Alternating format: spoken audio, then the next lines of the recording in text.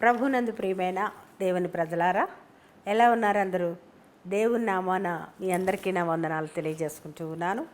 మరి ప్రతిరోజు దేవునితో ఎలా నడవాలి అనే ఒక వాగ్దానంతో మీ ముందుకు వస్తూ ఉన్నాను. అయితే దేవునిలో మనం ఎదగాలన్నా, దేవుని ప్రేమ పొందాలన్నా, దేవుని బ్లెస్సింగ్స్ మనం అందుకోవాలన్నా మనం ఎలా నడవాలో వాక్యం ద్వారా చూద్దాం. గలతీలకు వ్రాసిన పత్రిక పాఠము 5వ అధ్యాయము 16వ వచనంలో ఏమున్నదంటే, నేను చెప్పునదేమనగా ఆత్మానుసారంగా నడుచుకొనుడి. ఎలా నడవాలటండి? ఆత్మానుసారముగా నడుచుకోండి.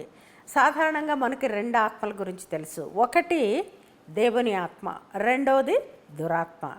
మరి దురాత్మ సంబంధులు దేవునితో నడవలేరు, దేవునితో సహవాసము చేయలేరు. కాబట్టి దేవుని ఆత్మ పరిశుద్ధాత్మ.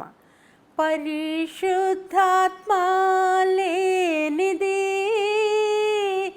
జీవము లేని బ్రతుకే బ్రతుకు కాదది.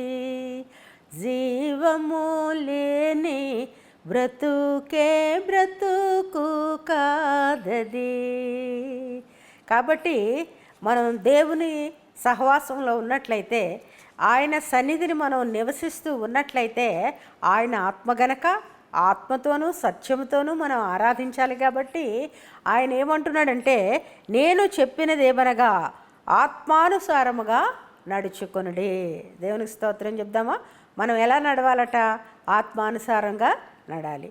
నీవు నడిచావు కెరటాలపై, నన్ను నడిపించుమో యేసువా. ఆయన ఆత్మ గనక, ఆయన జీవం గనక, జీవాధిపతియు ఆయనే, జీవిత కాలమెల్ల స్తుతించెదను. ఆయనే నా సంగీతము, ఆయనే నా సాహిత్యము, బలమైన దేవుడు ఆయనే, జీవిత కాలమెల్ల స్తుతించెదను, జీవిత కాలమెల్ల స్తుతించెదను. నా ఆత్మ లేనివాడెవడు నా వాడు కాదు అని అంటున్నాడు.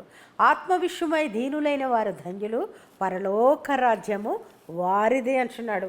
పరలోక రాజ్యం మనకు కావాలి అంటే మనము జీవాధిపతి అయిన యేసు ఆత్మతో నడవాలి. మన ఆత్మ చెప్పినట్టు నడవకూడదు, లోకానుసారమైన ఆత్మతో నడవకూడదు, దురాత్మతో అసలు నడవకూడదు.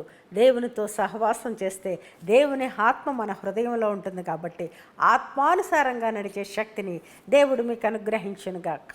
Praise the lord.